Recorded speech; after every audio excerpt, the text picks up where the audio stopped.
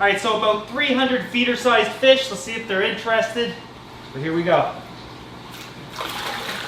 So many of you have been asking how the peacock bass in the pond have been doing, and if they have eaten yet. The simple answer is yes, sort of. But before we get to that, let me show you something. Remember the 2,000-gallon aquarium and how we covered it in a stone-like appearance, essentially using styrofoam, a heat gun, hot knives, and a little bit of spray paint? We did it to the pond too. What do you guys think? I think this looks absolutely awesome. I did make them a little bit different. The bricks on this one, of course, are a little bit bigger, just by a couple of inches. But I think it looks absolutely phenomenal, even for a very cost-effective pond. I think we spent like 500 bucks on this pond or less. This was all scrap material, so kind of free, but we paid for it over here. What do you guys think? Let me know. Also, a bit of the fan mail. Now, I know I haven't been opening a lot of this on camera. I do open it when I get it. It's difficult for me to wait to open it on camera, although some people don't want it opened on camera because a lot of it is like letters where they're just sharing their personal experiences and thoughts and whatnot. I get all mail. I've seen it all. However, many of you guys have been asking me to continuously do this. So if you guys want me to continue to open up fan mail every once in a while, I certainly will. Let's see what we got here. A lot of these are long private letters. So what I will do with some of these is give shout outs. This one is from Dylan Perrin from Animals at Home, basically talking about that video I did where aquarium saved my life. I'm just skimming it over now. I will read it a little bit. I'll read it in depth later. Ask me if, basically, if I'll go on to his podcast and discuss it a little more. Sure, get a hold of me.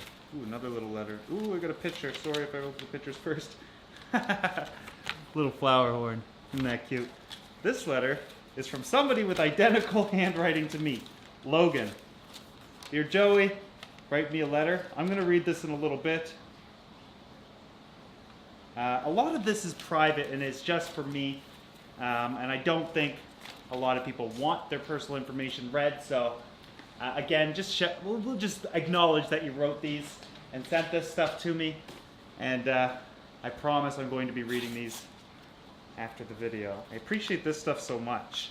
It's so difficult to send a letter these days. It takes so much effort when you kind of think about it, how easy communication is these days. Should you be a little picture? Thanks, Jennifer. I will read this in a short while. Ooh, another picture. Ooh, this one's a good one. Nice one. Another flower horn. God damn, Frank has so many fans. Meet Frank. Everyone loves him, especially me since I'm his fish dad. This is from Anna, aka your biggest fan. That's you, Anna? Thank you, Anna. Appreciate that. Oh wow, dear Joey. I just finished watching your aquarium save my life. I respect you more than before. Okay, so I have got, this is from Mike. Thank you, Mike. I am going to read this privately. I was really nervous uploading that video. Some people said I did it for views. I don't struggle for views in terms of my videos. For years now, I do millions of views a month. That really hurt for people to like dig that low and say I do it for views and whatnot. No, the simple answer is I made that video because for years I had people contacting me daily. And I mean daily, not an exaggeration. Telling me how much my videos help, how much it saved their life, how my videos are one of the only positive things they have to look forward to in their days. That they come from a dark place. And all I ever wanted to do was scream out loud, you are not alone. I hear you. So I thought for 1 million subscribers, what better way than to tell my story out loud. But for views, nah. To be honest with you, that was one of the most risky videos I've ever done, based on the idea that you guys could have turned on me. I just didn't care. I didn't do it to impress people. I did it for those that needed to hear it, needed to hear that they weren't alone, that they too go through, that it's okay that they've gone through things and become a better person behind it. What the heck is this? It's chicken feet! Oh no, I can't believe I'm touching this. It's literally a chicken feet. What do you? Oh, it's dog treats. Oh man, what is this? Oh, this is like a proper presentation. I'm supposed to grade this? Alicia, thank you. You get some puppies. It looks like you have some greyhounds. I'm gonna guess that that one was maybe a rescue of some sort. It looks like you two are sharing your story. Thank you very much, Alicia. I'm assuming you know my dog. Honey? Look at the camera, Honey. It's over here. This is Honey. I'm assuming you got the dog treats for her. Honey is a 13-year-old Pomeranian Paparian. Mwah. And I wonder if she's going to like these treats. Somebody get the treats? Somebody get treats? I know it's terrifying looking. Do you think you would eat that? I don't think I would eat that. Would you eat that? She's not big into dog treats, believe it or not. She's one of the only dogs that's not into dog treats. Any other dog would kill this stuff. I actually have some friends that have dogs that would love these treats. But Honey's not one of them. She's just never been into dog treats. Human food and lunch meat and stuff like that, yeah, she loves that stuff. Anyways, I'm assuming you got the dog treats for her and not me. Anyways, that video and claiming I do it for views or whatever is absolutely ridiculous. Need I remind you that I've been the #1 aquarium channel for like 7 years. I've been making videos for over 10 years. If I needed to get desperate and do that for views or make stories up, etc., I certainly would have did it before I hit 1 million subscribers. I intentionally made sure we hit 1 million subscribers beforehand so I wouldn't hear anything like that.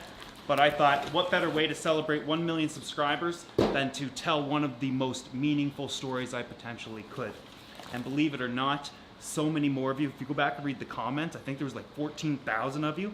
I would say half of those were people that related to it. It made me feel so good about, not even good, it was like I was speechless to know that my story and your story, for some of you, is very similar. So this one is from Taqueen? Taqueen? I'm sorry, you printed your name kind of messy, now I can't read it. Maybe it's on the, says, shoot me an Insta. Joey, shoot on Insta, shoot me a follow on Insta, at Taqueen, I'll show that. Go follow them. I don't know what they want, what they're following for. I made you a ceramic arowana. Congrats on hitting 1 million. I have been watching your vids since probably my sophomore year in high school. We don't call things sophomore or senior or anything like that. We call it by the grades of grade 10, grade 11, grade 12. So I don't know what sophomore means. Although in the movies that's what they call it too. I couldn't think of a better thing to send you. Well, I hope it didn't break. You really did. Oh, it chipped a little bit. Look at that! Is that a YouTube play button? Was that intentional? Look. Isn't that cool? Got a little chip there. This is real. Oh no, it didn't chip. There's paint there. It chipped when you were making it and you fixed it with a little bit of paint. I understand. I hear your pain. Yeah, that is cool. That is solid too. Man, that process took you forever. Arowana. I'm pretty sure that's meant to be a play button. I made this piece as my final project in my senior year in ceramics class. Although it wasn't that easy. There's a lot of visual problems with it that couldn't be fixed, ranging from breaking and getting lost. Awesome, man. Hey, I appreciate this. I think it's absolutely awesome. I'm very honored that you sent me your year's final project for ceramics class. That's pretty awesome. I will take good care of it and it will get displayed here shortly. Anyways, thanks for the mail, guys. I love this stuff. I've gotten so many cool things over the years. Just a little bit of a warning though. These are filmed and edited videos. A lot of people send me political and religious things. Just to keep it basic, I don't include those in the videos. And to be honest with you, there's always those types of things. I'm not going to share those types of messages. I don't disagree nor agree. I just like to remain neutral. Anyways, the pond. I've had these peacock bass for about a month now. I got them in, they're about a foot long. being that size and actually being wild caught from localities that they actually originate from in South America, it's difficult to get these fish eating. Now, I've done videos on wild caught fish in the past. I've done videos on feeding, and many of you guys said just feed it some feeder fish, feeder goldfish, or whatever the case might be. Now, I've done videos on feeder fish in the past. Anyways, I couldn't get these guys to eat. It had been about 2 weeks, 3 weeks into it, and I started to prepare in advance. I continued to try to feed them prepared foods. You guys have seen that failing, so I broke down and I went and picked up some feeder fish. Now, when it comes to feeder fish, we most commonly think of goldfish, and I've talked about that in the past. And of course, my thoughts on feeder fish in general, typically being goldfish. A lot of the times, if you buy a feeder fish, as in a goldfish, most of the times they're coming in very sick.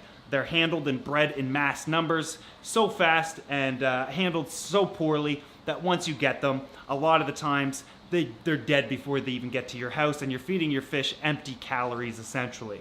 Now, I'm not against feeder fish per se, but I think it can be done more responsibly. If you are going to do feeder fish, it's probably best to at least breed your own, raise your own, that sort of thing. Make sure they're gut loaded, healthy, and that's a far more nutritional thing than picking up some feeder goldfish from the store. Not only is there dangers of introducing parasites and pathogens, they also carry a high amount of thiaminase. Thiaminase is an enzyme, actually we've gone over this before, but I'm just going to bring it up again. Thiaminase is an enzyme that inhibits thiamine from metabolizing proteins and fats. Essentially, thiamine is a vitamin B1. But because goldfish are high in thiaminase, you end up with a fat, unhealthy fish with a shortened lifespan, often having many other deficiencies, including nervous system problems. They can eventually stop eating, going into a cessation, becoming emaciated. But we don't see this on day one. I guess there's a saying that says, what you eat today affects you in 3 weeks type of deal, sort of,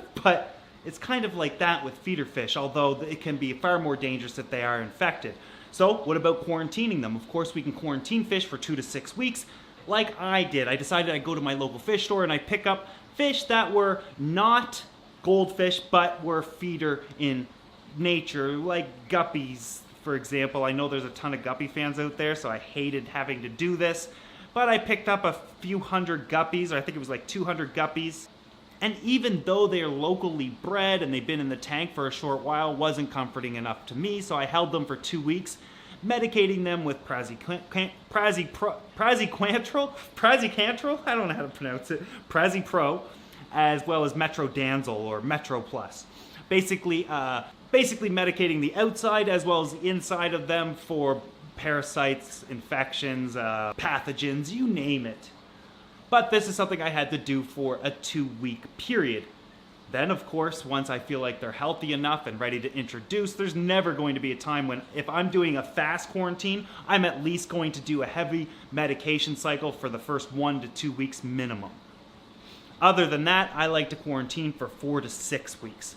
I also gut-loaded them this time. This is essentially feeding them lots of nutritional valued food, and a lot of the times if you want to pack a fish full of nutrition, you'll want to do it with vitamin-enriched pellets or flakes, and you can get liquid vitamins or make your own liquid vitamin. I'll show you how to do that eventually, and medicate those foods in order to pack them full of it. Then I put them all in a bucket, toss them in the tank.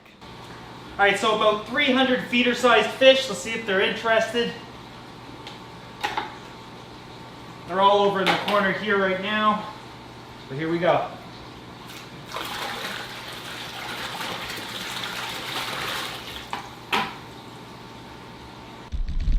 Now, I thought these guys were going to go into a feeding frenzy, of course, a bunch of fish being added to the tank all at once. But that wasn't the case. Now, obviously, we also poured water in there, but I filled the bucket up with pond water and then put the fish into that pond water, just in case anybody's wondering. The fish didn't really do anything or react in any way specifically, and I obviously thought, okay, maybe it's the lighting and the lids. They did go after a few. But if I shut the lights out, they went absolutely nuts. But it took a little while to discover that was their problem. In the meantime, I thought I literally was going to end up with a guppy pond. And between you and me, and I feel horrible for saying this, but I was pretty excited about having a guppy pond, and I could imagine having 1,000 to 2,000 guppies in here. It just looked really awesome. Maybe we need to do a monster mini tank type of deal. I don't know. What do you guys think? Maybe at some point. I mean, I'm really looking forward to these guys, and I only jumped to feeder fish because they hadn't been eating for, well, at this time, now it's been about a month because I just fed these guys, 3 nights ago. And I went to this. They weren't eating pellet foods, of course, no prepared foods, no fresh foods, no chopped up frozen foods, nothing. They would accept nothing besides, of course, the catfish that are in there. So lights went off, covered the tank. Everything was kind of dim around the tank, and the bass ate a few here and there. By the next morning, every single fish was gone. Was it the bass or was it the catfish? Let me know what you guys think it was. Obviously, I didn't have a 24-hour night vision underwater camera in there, so it's difficult to say, but that's a lot of tiny fish. I don't think the catfish, the red tails, are going to be fast enough or big enough. And there's only 2 of them. Meanwhile, the bass, when the lights go out, that's when they were like really going after them. So I'm going to assume that the bass ate them, and they did have some fat bellies over the last couple days and producing a ton of waste in here. So a massive water change had to be done. We did a 50% water change in the last members only live stream. Link in the description if you want to join. But we do live streams usually once a week where it's just a small crowd. And we talk about whatever. Usually for the last 3 of them, though, you guys have listened to me rant and do tours and just random stuff. And personally, I think it's been a lot of fun. The bass over here, though, never a single problem at all. These guys are wild caught as well. However, they've never really had live. The gourami is getting absolutely massive. That giant gourami, he truly will be a giant here shortly. But watch this. If I just kind of touch it, they want to be fed. So I gotta be careful. Anyways, that's it for today, guys. I know that many of you have been wanting an update on the peacock bass. Many of you guys were always stating, you know, Joey, just go ahead and give them the feeder fish. We understand. And, you know, it's feeder fish, in my opinion, are one of the last resorts, and there's so many other things you could do before getting to that point. But at the end of the day, if that's what's going to save their lives, then that's what you're going to have to do. It's a little side story, though. I think one of the most scariest times of a fish not eating for me had to be a freshwater stingray that I had at one point. She wouldn't eat no matter what I did, no matter what I offered the tank, and she was just becoming worse and worse, eventually becoming emaciated and can't even put anything or eat anything because she can't swallow it anymore. Her stomach is basically nothing. I had to create a liquid food packed with vitamins and everything that she needed, remove her from the tank, and put it was actually an airline tube on a syringe, put it down her throat, and feed her manually with her tail just lashing. I did secure it with a glove, but that was definitely one of the extent that I'm willing to do and go to save a fish's life. Unfortunately, that happened long before we started doing videos like this, so it never went to video, never got filmed, but ultimately, at the end of the day, I will make sure that the fish stay healthy, survive, and eat, even if it means doing things that I don't necessarily enjoy doing. Anyways, guys, if you're not subscribed to this channel yet and you want to stay up to date on that bass pond or anything else that I'm talking about, make sure you subscribe so you don't miss any of it.